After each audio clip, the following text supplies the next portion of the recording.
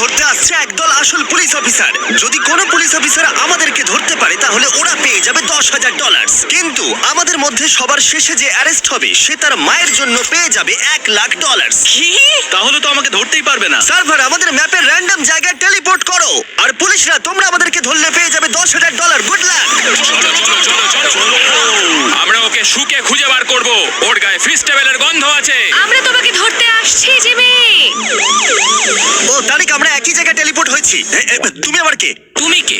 আমি এখানে লুকোনোর জন্য একটা ভালো জায়গা পেয়েছি, এদের মাঝে লুকিয়ে থাকবো। এই গ্রুপটাতে জয়েন করতেই পারি। নোলান, খুব ভালোভাবে খেলতে হবে। আমি জেলে থাকতে চাই না।